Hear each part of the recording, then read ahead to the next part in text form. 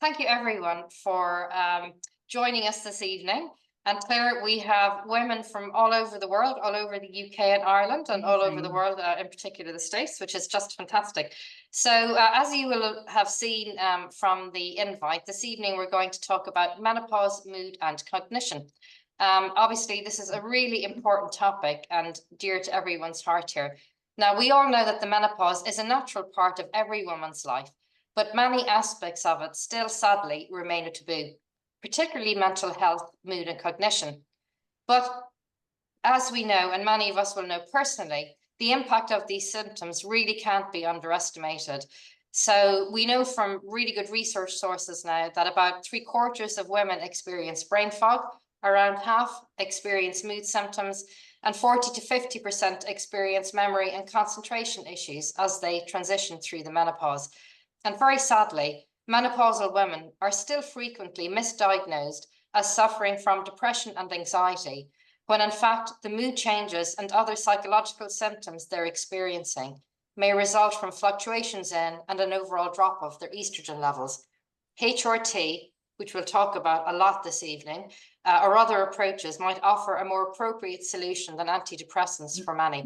And that's why I'm really delighted to have with us this evening my brilliant co-founder, the menopause guru, Dr. Clare Spencer, to discuss all things menopause, mood and cognition. Just a little bit about Dr. Clare's highly qualified background. Clare is a registered menopause specialist, GP and co-founder of my Menopause Centre. She qualified from Cambridge University and holds membership of the Royal College of Obstetricians and Gynecologists and membership of the Royal College of General Practitioners. Clare initially trained in obstetrics and gynecology, where she gained a Doctor of Medicine for research in feto-maternal medicine. She's also a member of the British Menopause Society, the BMS, and a member of the Medical Advisory Committee and a BMS trainer. So there is no one better qualified to talk to us about this than Dr. Clare. Now, before we start, a few housekeeping points. If you want to, please do, as Aideen said, put your questions in the chat and we'll do our best to answer them. As I'm sure you'll appreciate, Dr. Clare won't be able to answer individual specific medical queries, but she can, of course, respond on a broad level. So welcome, Clare. Oh, hi, good evening, everybody. So great to see so many faces. Indeed it is, and some familiar faces here as well. So, Clare, we're going to kick off our discussion with a general view of the menopause. So why don't you give us a quick recap of what's happening in our bodies as we transition through the menopause, and then we'll get into menopause, mood and cognition. No, absolutely. And so this really is a time of transition and a time of change for all parts of our body, including, as we're going to be talking about specifically tonight, our brains and our minds. So as we enter the menopause transition, what happens is specifically the estrogen, which is the most important hormone, arguably for women, made by our ovaries. Instead of a nice, predictable up and down of estrogen that happens during a normal menstrual cycle, what happens is the feedback mechanism that you need to keep that nice regular rhythmicity starts to break down. And so we know that the troughs of estrogen are deeper. On average, the estrogen level decreases in the menopause transition. And really crucially, also, you get more dramatic fluctuations. So the perimenopause, the start of the menopause transition, is when you start to get slightly more and then increasingly dramatic fluctuations. On average, the estrogen level is lower. And so that's as we start to adapt. And then the menopause is that literally moment in time, can look back, say no period for a year. Your estrogen level is low at that point, and then it stays low for the rest of your life. So that's what's going on in the background. And so symptoms that hopefully we're talking more, and as we're doing this evening, as you brilliantly highlighted, Helen, start early in that menopause transition and carry on into the post-menopause, as then your body and your brain adapts and undergoes this huge shift to that really low level of estrogen. And it's just impossible, as I'm sure many women on the call can attest to, it's just impossible to predict how long those symptoms are going to last for.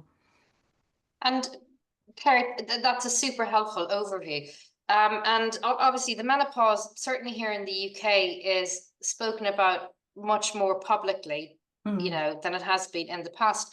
But in your experience, does it still come as a surprise to women that mood and cognition symptoms are part of the menopause transition? Yeah, no, I think so. Less so because it's really fascinating, isn't it? If you think about when we first set up my menopause centre 4 or 5 years ago now, it was spoken about less, and there's been a massive shift in that time. So we are speaking about it more. But I still speak to plenty of women, particularly in general practice, not necessarily coming into a menopause appointment, who might be just finding that they're feeling more stressed than they usually would be, or more overwhelmed. Maybe they're more anxious about driving on the motorway, or finding that their ability to juggle, they're starting to drop balls. So I think you're right, Helen. I think that often women don't appreciate that those symptoms, and they're more surprised at their menopause. But I do think also, as over the last 5 years, as we've spoken about it so much, haven't we? I think that the awareness is growing. Yeah, and that's really important because when we launched 4 years ago now, where's the time gone? We did some really interesting research that showed the more prepared a woman is for the menopause, the better Mm, her experience will be. mm. So, sessions like we're doing this evening, this knowledge and knowledge sharing is so important. And we've deliberately split out mood and cognition because they each, hold within them a different set of symptoms Mm. that can impact you in very, very different ways. So shall we maybe start off with the mood symptoms and maybe tell us, Claire, do they typically start in the perimenopause or do they come later? How do you see them manifesting? Yeah, so it's really fascinating because so you don't immediately suddenly jump into the menopause transition. So you sort of merge from your late reproductive phase of life into the early perimenopause, late perimenopause, and then menopause, postmenopause. And so I think what I see a lot of is that late reproductive phase of life might be just worse. Well, not just, there's no just about it, but worsening premenstrual tension, premenstrual syndrome type of symptoms. So a significant dropping in mood or mood swings just before a period. And then in the perimenopause, that just sort of grows as periods become a bit more then erratic by definition. The mood starts to, the mood swings start to become a bit more dramatic. Anxiety you can start feeling just a bit more edgy, maybe. As I say, the driving on the motorway thing, I think, is a really common symptom. And that then might worsen, and then you might get better again as you suddenly have a big surge of estrogen from your ovaries. They'll make the hormone, you feel better again, and then the estrogen may be low, and then you start again to have those symptoms. So it will be so different for every single woman, but it will be a spectrum of just not being able to find enjoyment in life or look forward to a holiday that you may be looking forward to, some women just feeling really desperate and really low, all the way to symptoms of clinical depression. So even though it's hormonally driven, the symptoms can be as bad as clinical depression, and really sadly some women even expressing suicidal thoughts. And I will call out again in a moment, but just to say, if you are experiencing desperation and those thoughts, then please ask for help. If you phone 111, there's an option for mental health line, speak to your GP, there's A&E, there's Samaritans. So, and similarly with anxiety, all the way, again, mixing in sometimes with lower mood, or some women will just feel more anxious, from feeling edgy all the way to anxiety that just stops you in your tracks, those jagged edges of waking up in the middle of the night with your heart racing. So, and again, anxiety can really fluctuate as well. So as your hormones fluctuate, the symptoms can, and that can make it a really confusing time for you, and how that manifests itself to those around you. Yeah. Yeah, and now in a little while we're going to come on to solutions and what we can Mm, do about them. But before we mm. do, um, are there any things that might be predictive in terms of some women being more likely to suffer from menopause related depression or anxiety or stress, Claire? Yeah, no, that's a brilliant question. And I think it's really important to know that if you are unlucky enough to suffer from PMDD, which is premenstrual dysphoric disorder, or bad PMS, PMDD is a more severe end of PMS. If you suffered from postnatal depression, sometimes even, you know, if contraception has been challenging, or hormonal contraception, finding something to suit you, that can sometimes indicate that through no fault of your own whatsoever, your brain is just more sensitive to those fluctuations and dropping off of hormones, like for example postnatally, and the fluctuations of hormones in PMS. So often I'm asked if people can I measure my hormones to work out if it's my hormones causing the symptoms, but if you charted the hormones, they would probably be exactly the same as somebody else's hormones. It's just, as I say, through no fault of your own, your brain is just more sensitive to those fluctuations and absolute levels than somebody else. And unfortunately, it's just the way that we're hardwired. Yeah, and look, I think that message is really important. One is understanding this and knowing this in advance means Mm, you're better aware of it. And if you see, find yourself getting more anxious or feeling, in very low mood or depressed, just to be aware of it could be your hormones and to speak to your doctor and to look for help and not to suffer in silence. And that's why, again, it's so important if you have friends or family who are going through this, please be a support to them. I've put some links into the chat from some brilliant articles that Dr. Clare wrote on our website on the symptom tracker. They're all there for free, but share them with them. They also go into solutions, which, as I say, we'll touch on.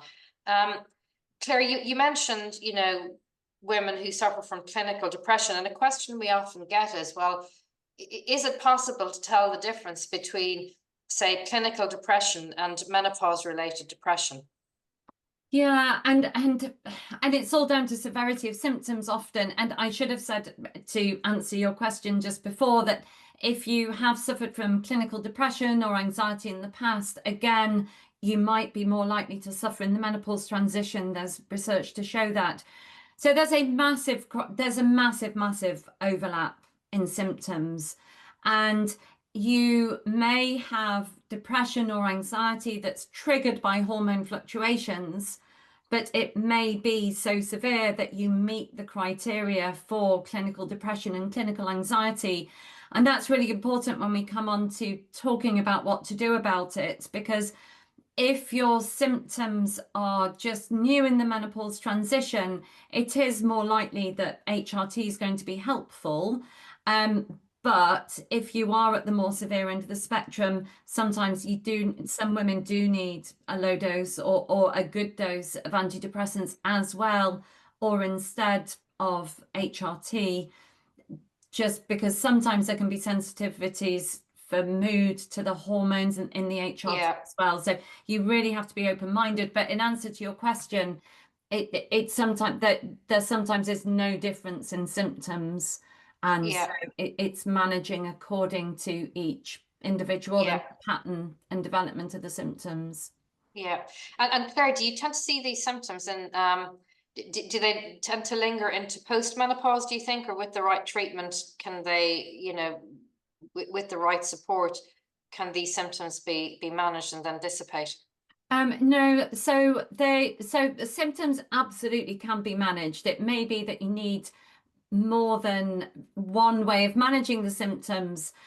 They do generally get better in the post-menopause. So if you did nothing at all and you just rode it out, symptoms would usually improve, not for everybody. And so you shouldn't feel again, there shouldn't be a pressure that, oh, it's going to get better. When's it going to get better? No, but there will, I think the positives are that there are different ways of managing them. so you can get to feel better. It will be a different journey for every woman. Some women will just get better by themselves as their hormones settle. But if that isn't happening, again, please ask for help and get the support that you need. Yeah, excellent. So that's super helpful. We've got a question that we'll come back to in just a moment, but before we come to a really great question about ADHD and autism, but before we do, if we look at the other side of tonight's conversation, so if we go from mood to cognition, and under cognition, we're talking about brain fog, loss of memory, word finding, which I know I'll have at some point tonight, as you well know, Claire, concentration issues.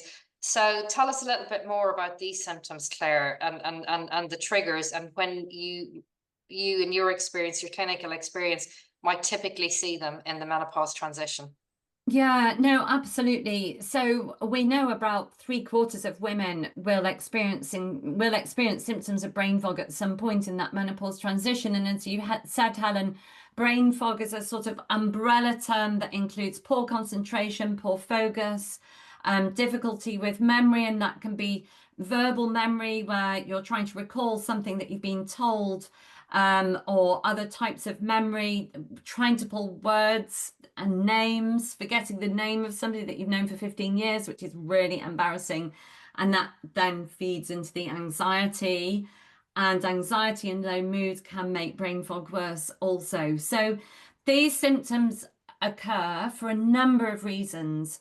The primary reason for most will be, again, the fluctuation and drop of estrogen. And that causes a shift in how our brain works. It's fascinating and terrifying in equal parts to know that as you lose estrogen, the memory pathway in your brain literally changes from one side of the brain to the other. So it's no wonder that there are changes in cognitive function during this time. Cognitive function can that brain fog can also occur, though, because of the impact of other symptoms as well, and other symptoms of the menopause can make it worse. So if you're not sleeping, as well as having an impact on mood, can have an impact on cognitive function. We know that hot flushes and night sweats, so vasomotor symptoms by themselves independently, can also impact on brain fog also. Obviously, mood can impact on brain fog, anxiety can impact on brain fog, and memory. We know that awful feeling of can't think of the right word and you're standing in front of several people, and then that feeds into the anxiety that makes it worse. So the point of putting all of this out is to sort of say, look, there are these sets of symptoms, but it's often really difficult to look at them in isolation. And if you think about all those symptoms, they all interconnect. So in terms of finding solutions, often you just have to start somewhere and then work through it, because the causes are so multifactorial. Yeah. And Claire, look, as you know, what we see a lot is it's these symptoms around cognition that can really impact a woman's confidence and her confidence at work. And how she feels about her performance at work, which can then in turn trigger, a kind of a downward spiral around depression and mood. Yes, no, totally. So I think somebody's just come off mute. And no, it absolutely does. They have massive impact, and that's why so many women we know leave the workplace or take a lesser job or take a sideways step to better, because women often perceive that they can't carry on doing what they were doing, and that causes enormous stress then, because often there's a decrease in financial salaries, and the knock-on effect of the whole thing. So the pressure on yourself to not have these symptoms can be huge. Yeah, and they're really important points that you're making. We know around 10% of women leave the workplace, certainly in the UK, because of menopause-related symptoms. And we see, the latest gender pay gap data was published a few months ago. And what that shows, while certainly in the UK, overall there's an improvement, it's not an improvement for women in their 40s, 50s, and 60s. And some of that will definitely be menopause related as well. And we see it play out in the pension pay gap. So it's so important that we support women through this stage in life. And knowledge is power. Just knowing that there are solutions, which we're going to come to in just a moment, to help you through this. You're not alone. We've got a ton of free information on our website. We've got a lovely Facebook community and group. Ask your employer for help and support. Put your hand up, and don't be shy. Don't be afraid. It's not you, it's your hormones. And there's lots that can be done about it. Now, before we move on, though, to looking at solutions, Claire, just a word about dementia, and then we'll take that great question about ADHD and autism. So many women, you heard this, I've heard it, many women worry that, when they start to experience, brain fog, memory and concentration issues, that they're suffering from dementia. So as a clinician, how do we reassure ourselves? Because I know when I spoke to you, the proportion of women who get dementia at our age is reassuringly low, but maybe just a word on that. Yeah, so if you think about it, so number one, many women experience these symptoms and they draw comparisons with older relatives who might sadly be suffering from dementia, and then that triggers anxiety as well. And suddenly you're thinking about every single time you've forgotten what you were going to the supermarket for or whatever. But the risk of suffering from dementia under the age of 65 is really low. I think it's something like 0.01% is the incidence. It's very, very low. In terms of the menopause and impact on dementia, so if you go through the menopause under the age of 40, there may be a small increased risk of dementia, which if you give HRT at that early age can help really reduce back down again. If you go through the menopause at the average age from 45 to 55, then unless you carry a very specific gene, that probably doesn't increase your risk of dementia per se. And so in terms of HRT, the data doesn't indicate strongly that taking HRT does reduce your risk of dementia significantly if you go through the menopause at the average age of the menopause, 45 to 55, but it does if you're the younger end of the spectrum. So a couple of things. Number one, menopause and probably the shampoo got into the eye, or no? And did you wear the goggles? Number two, I think yes, and number two, there we go. I've forgotten what I was going to say. This is a very good example of age-related cognitive change.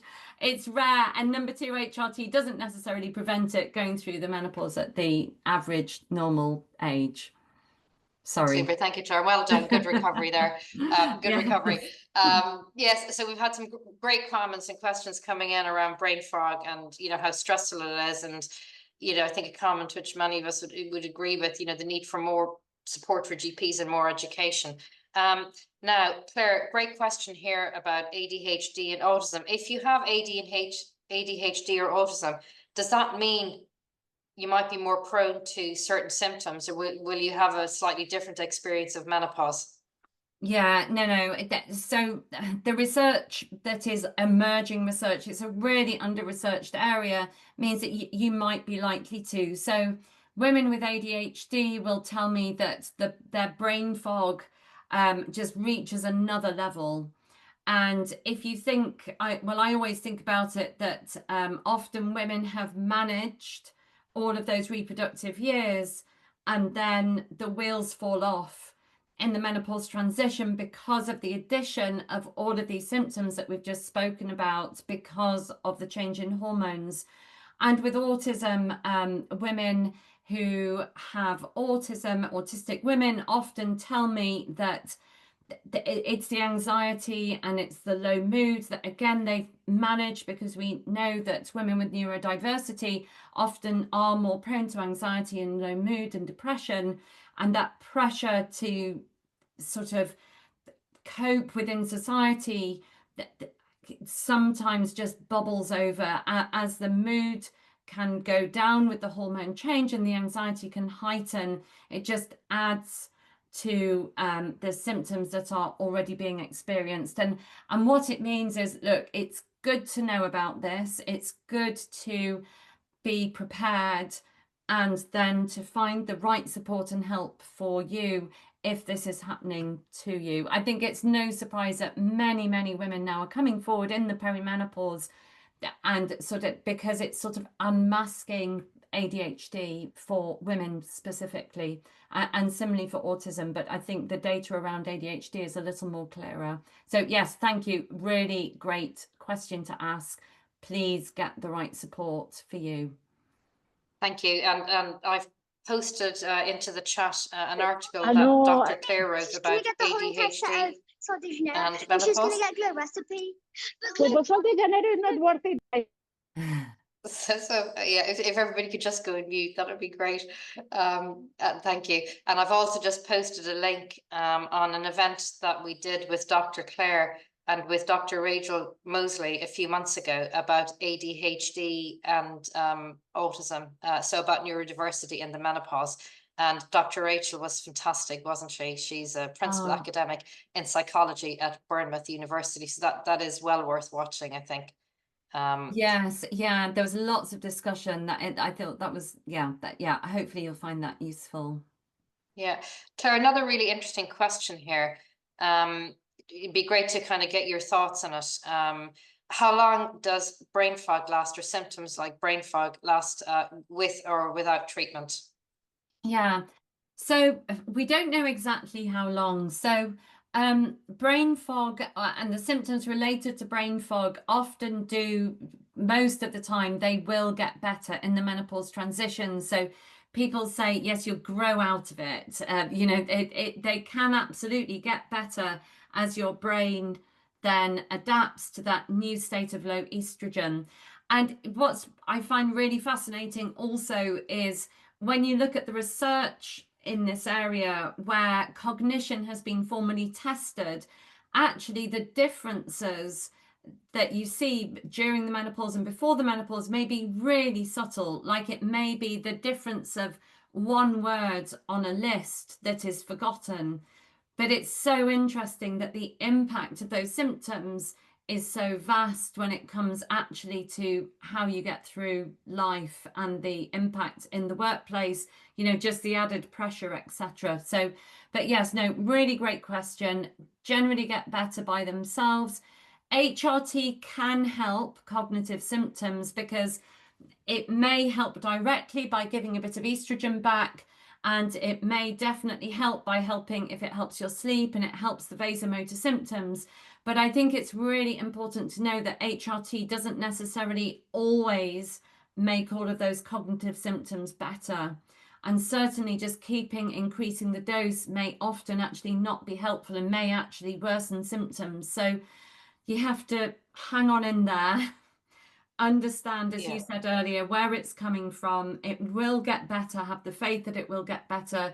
Get the right support and techniques in place to help manage those symptoms, and sit tight if you can. Yeah, and we'll come to that, Claire, because I'm really sad to read one of the members of our audience, and I'm not naming anybody's names because this is being recorded and people will be viewing it afterwards, but is really struggling at work and thinking about leaving. And this is a theme which we're very familiar with. We provide a lot of menopause workplace support. We are going to come to solutions. And Claire, we can chat about practical tips and things that you can do. I know I have become list lady since going through the menopause. I just write everything down and I make copious notes. And, you know, with technology, you know, I saw some people are using a note taker here. There are things that you can do to help and to provide additional support, but we'll come to that in a moment. We had a really great question here as well about your legal rights and support. So we've had a brilliant employment lawyer, Jock Hundle, a partner at Mills and Reeve, and Deborah Garlick, who's CEO of Henpicked Menopause in the Workplace. They very kindly wrote an article for us about menopause and workplace rights. So this applies just to the UK. So I've posted a link on that into the chat as well, and hopefully you'll find the advice in that helpful. So we've had a question about hot flushes. So I'm just going to post a link to an article about that. Do you want to say a quick word on that, Claire, and then we'll come to solutions? The question, what can I do about menopausal heat? It's like I'm living in a sauna, burning sensation waking me up. No, absolutely. So obviously, without knowing history, we don't know. There are many ways that you can manage hot flushes, from lifestyle changes like avoiding alcohol, caffeine, to making sure that your room is as cool as it possibly can, and cotton bedding, sleep in a light cotton nightie or pajamas to draw the sweat away. In terms of medical treatments, there are alternatives to HRT that can be helpful, but HRT is probably the most effective way of managing vasomotor symptoms specifically. It doesn't help everybody, doesn't help every single vasomotor symptom that you may be destined to have. But yeah, so I know that on the symptom checker, Helen, I'll bring it up. We've got a fact sheet on which just summarizes in a little bit more detail everything that I've just given a broad overview to. Yeah, I've just posted that. It's great. Oh, and amazing. Yes, somebody's saying, yes, they get cold flushes. Yes, it's crazy. Yeah. You can go from throwing the blankets off to needing a hot water bottle. So, yeah. Yes, your thermoregulatory bit of your brain is completely on the blink. So you feel colder at higher temperatures and hotter at lower temperatures. And people don't talk about the cold bit of it, but you can get cold sweats as well as hot sweats. Yeah, neither very pleasant and can really disrupt sleep. Another great question here. Should menopause policies be put in place at work? Absolutely, they should. They make a huge difference. They really do, because part of it is just knowing that, you know, the psychological safety that creates, knowing that you're working in a culture and an organization where it's okay to talk about symptoms, it's okay to ask for help, and you're working with an organization that sees the reasonable adjustments that they can make to support you manage your symptoms. So whether that's brain fog, or whether that's flooding, you know, whether that's anxiety, whether that's sleep issues, and we work with lots of different businesses. So have a look at our website, see what you have, and if we can help you in any way, please do get in touch with us. So there's a great question about tips in approaching GP re-HRT, Clare, but I think if we maybe wrap that into the next section, because we've discussed extensively, and thank you, you know, the causes of these symptoms and how they manifest and how long they last. But it's really important now to get into solutions. So shall we start with, you know, somebody comes to you and presents with any of these symptoms, mood or cognition symptoms, what generally would your advice to them be, Clare? Yeah, so if we take them section by section, so in terms of mood and anxiety, so to always start with lifestyle, because there are some things that will definitely make those symptoms worse. So alcohol, as I just mentioned, caffeine can impact on sleep, make you feel more anxious. Alcohol is a depressant. How much exercise you're able to do, because it can be really hard if that low mood translates into loss of motivation and fatigue. But we know if you can just start tiny steps to moving a little bit more and build it up, there's good evidence that can be helpful. For some women, it might be meditation or cognitive behavioral therapy, talking therapies to try and find practical solutions and talk about what's happening.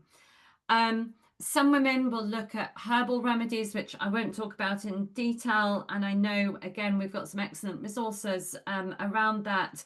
And some women will look to alternative therapies. So, for example, hypnosis or acupuncture, Reiki, people will find their way through.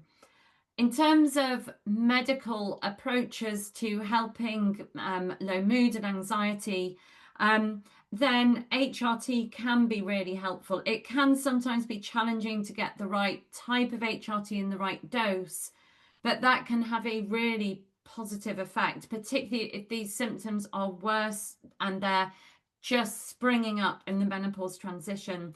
As I touched on earlier, sometimes you do have to look at antidepressants as well, depending on how bad symptoms are. But if it's pretty clear that these symptoms are related more to the menopause transition, then it is likely that HRT will be more effective. And, you know, to the lady who's had it. I'm really sorry, Helen, who asked the question, being told that the GP just wanted to give antidepressants. You know, I would go back and say, look, these are my symptoms. Don't be afraid to say, these are my symptoms. My periods have changed. My mood has changed. And I know there's evidence suggesting that HRT might be more helpful. Have a look at the menopause questionnaire as well. You might find that a useful tool to take back. So that was a whistle-stop tour overview, but I think the key thing is it will be a different approach for every woman, and it may be a number of different approaches are needed, then rather than one silver bullet. Sometimes HRT isn't enough by itself. You also need to build in some lifestyle changes alongside the HRT really to help. It can be really challenging. Yeah, and let's talk a little bit about that, because it can take quite a bit of trial and error to get the dose and the type of HRT right, Claire. So when you start HRT, how long does it typically take to see an impact on symptoms? Yeah, so it's so variable. It's usually 6 to 8 weeks. All of the textbooks say up to 3 months. And you may get some side effects. And so sometimes I usually start a low dose, for example, of estrogen in the perimenopause. And actually it's positive that it's been tolerated, but it hasn't really helped. So we then we know we can go to the next step.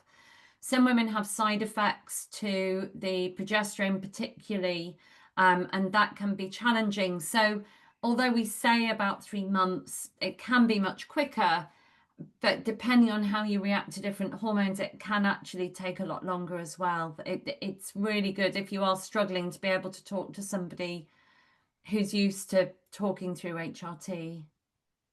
And do you find that different women respond differently, say, to a gel or a patch, or, you know, the Lanzetto spray? Is it that individual, or? So it is really, really variable. At the get-go, there isn't one right best type of HRT. If you're comparing between gel, patch, or spray, often what you start first will depend on practicalities and how it fits in your life. But then if you do find that you've gone to a high dose, for example, of a patch, and you're not feeling that much better, then some women will feel better if they do switch to gel or Lanzetto, because they're all absorbed in slightly different ways. So it's a really great question to ask. You sort of have to dip your toe in with something to begin with, and that may be brilliant and it might be fine. But if you crank up those doses and it's not helping, then you would change to something else. Unfortunately, there's no test you can do that will tell you which one is going to be better for you. You just literally have to try something. And Claire, that's a great segue into, there's a brilliant question here, which I know we get a lot and you get a lot. So why doesn't the NHS routinely give blood tests to measure hormone levels to see exactly what hormones we need? It's a great question. Thank you. Yes, no, thank you for asking that. It is a really good question. And it's not just the NHS. It's so if I work privately, I don't routinely do blood tests either. The issue is all about what I was talking about earlier with hormone fluctuations. So you can measure estrogen level or your FSH level and get a level, and then an hour later it may be significantly different. A week later it will be different still. There is really dramatic fluctuation. Sometimes you'll measure an estrogen and it's really quite high, sometimes you'll feel it's low, and it's really difficult to correlate those exact figures with how you're feeling. And there is some really neat data showing where under research conditions, they measured a lot of estrogen levels, and they found that the women with the greater fluctuations had worse symptoms than the women with fewer fluctuations. So on one blood test, you cannot tell that. So it's not just the NHS saying no, it's just, it really, really is impossible to tell what sort and how much estrogen you'll need just from a single blood test, unfortunately. And that's why also having a bit more time to talk through symptoms is more important. You know, just feeling you can get your story across, talking through those symptoms, going with a list of symptoms to your GP and that shorter 10-minute appointment. It's far more helpful than trying to work out what you need from a blood test.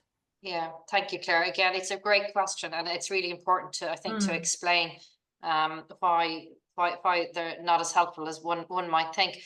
We some very enthusiastic questions around testosterone, Claire, and really great ones as well. And I'm sure many people might have this question. One of the women on the webinar this evening has heard that she's heard that testosterone is the only HRT, the only hormone that can help with brain fog. What's the evidence on that, Claire? Yeah, so it's not the only hormone. So estrogen is really important. And actually the passage of time, what I said about the transition of how our brain changes is really important as well. And no amount of HRT will influence that. Testosterone, there is total plausibility for this helping cognitive function, in that we know that the female brain needs testosterone as well as estrogen to function. It helps in brain repair, and it helps in how the brain utilizes glucose for energy. But the issue is that our testosterone, like male testosterone, very slowly decreases from our late 20s. And for some women that will make no difference, and like men, for a few men, for a few women, it might make a difference. It's the impact of testosterone on brain function is a very understudied area. There are a couple of really small studies showing that it may help a little bit. There might be a placebo effect, because we know that anything we give for the menopause has about a 50% dummy or placebo effect. So the evidence is lacking that testosterone will help cognitive function. The evidence is lacking because the evidence is lacking. There is a black hole of research. If somebody asks me for testosterone because they want to see if it helps our cognitive function, I'll always probably say yes. But I think you have to have your eyes wide open that it might not have any impact. And if it doesn't help, I usually say just stop it if it's made no difference. We spoke about blood tests for estrogen. We don't monitor estrogen. We do just keep an eye on testosterone because we don't want the testosterone level to go above normal for that of a woman, because we just don't know if that's safe. And there is some recent data showing that that probably bumps your cholesterol up if your testosterone levels are persistently high. Some of it is converted to estrogen. We don't know if that has an impact on the risk of breast cancer or blood clots. So you have to be a bit wary. These are really active hormones with significant potential side effects. That was my long answer to, we just don't really know. There's plausibility. It might be worth a try if HRT hasn't worked, but do remember that these symptoms will often get better by themselves. Okay, we've got several questions in here that are of a theme around the regime that I'm taking just isn't working, or my symptoms are getting worse again. So what advice would you give to somebody who is really struggling with symptoms with their current HRT regime? Yeah, so go back. Well, definitely go back and have an open-minded discussion, because it may be that HRT and increasing the dose of HRT is helpful, and it may be that it's not going to be helpful. Often it's worth trying increasing the dose of HRT, and sometimes I'll decrease it down again if it hasn't helped. I think you have to have an open mind. So for example, brain fog, we know, is impacted by poor sleep, and HRT might not make your sleep completely better. So you may need to look around and do a little bit more work around sleep. It may be that there's work-related stress and other pressures that are actually making all of those symptoms worse. And so it may be that looking to lifestyle, talking therapies, can you alleviate some of the pressure in your life, is needed. So the theme here is holistic care. It's so rare that one thing will just make it better.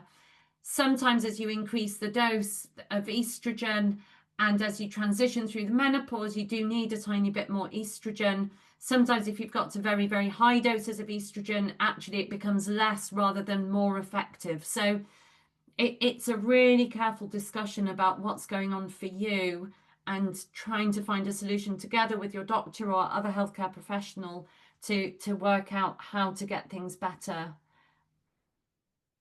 Thank you, Claire, because it is that thing, isn't it? Every woman's experience of menopause is different, and what works for your friend or your sister or your mom is not necessarily going to be right for you. And I think what I've certainly learned is that there very sadly isn't a silver bullet, you know, and HRT for me, you know, I still get really bad hot flushes, but it's been a godsend. But I have to exercise. I really do benefit from meditating and mindfulness. Just being out in nature makes a huge difference. So I've kind of found my own range of things, and we spoke about brain fog and forgetfulness, and it's much improved, thankfully. But you know, I do write everything down and keep a list, and I check my list, and again, and then I don't stress about or worry about forgetting things because I know I've written it down. So invest in a stack of Post-its and a pen and a list, and obviously digital devices. Digital devices are great. I know some workplaces, you know, we had a question around workplace support. Some workplaces will say, you know, say if you have hot flushes or you're feeling anxious, it's okay if you're on a video call to turn off your monitor. You can make that clear. Other workplaces will say, you know, if you're struggling with sleep, you can start later in the day. It'll be different in every organization, and to be honest, the department that you work in, because it has to work for you and your employer. But you know, we've got lots of resources in our website, as I say, that can help on that front. Handpicked is another great resource. There are things that you can do to help you manage these symptoms above and beyond brilliant tools like HRT or Veoza, which is the non-hormonal product that Claire mentioned that can be used to manage hot flushes. But we touched on it briefly, but lifestyle is so important. Or maybe just another word, to emphasize the importance of what we eat and how we exercise. Yeah, so there's a good saying that heart health equals brain health.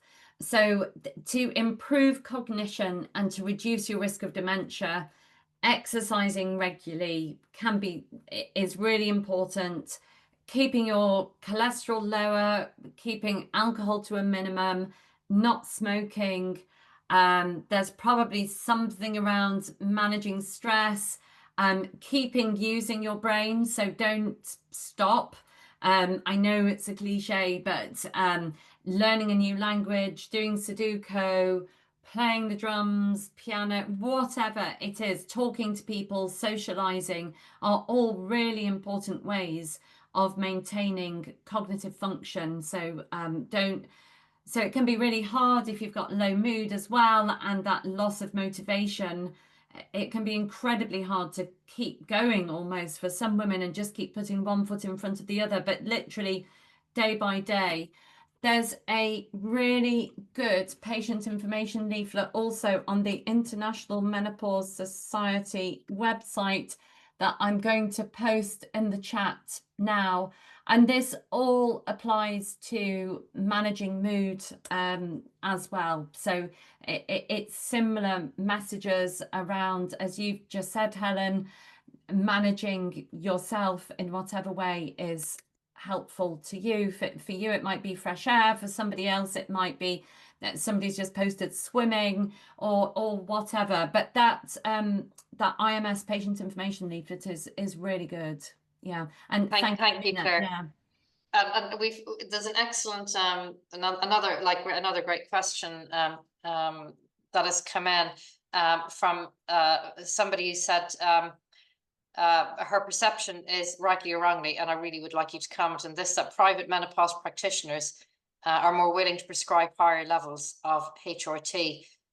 Will GPs prescribe above the NICE guidelines, or would they be in private provider territory? And I am going to post the article, Claire, that you wrote about getting the dose of progesterone and estrogen at the right balance as well. But I think it's a really important question, and it would be great for you to comment on it. Yeah, so look, there's different practitioners practice in different ways, whether it's privately or whether it's through the NHS. My personal practice is I find I very infrequently need to go above a standard dose of estrogen, because I think explaining and managing symptoms in other ways, just an HRT, can be really helpful. And so unless there's cast iron proof that somebody isn't absorbing very well from, say, a patch or gel, which you can get an indication from, that's when a blood test might be helpful. It's still not a fail-safe way of checking absorption, because there is variation over 24 hours of estrogen levels, even with patches, gel and spray. So what do I think? I think that sometimes, in my experience, women feel worse rather than better on very high, greater than standard doses of estrogen. I rarely find that I need to prescribe higher than standard doses of estrogen. And I think in terms of the part of the question about can we expect GPs to prescribe higher than standard doses, it's really tricky for the GPs, because if you write a prescription, you take responsibility for that medication and the patient.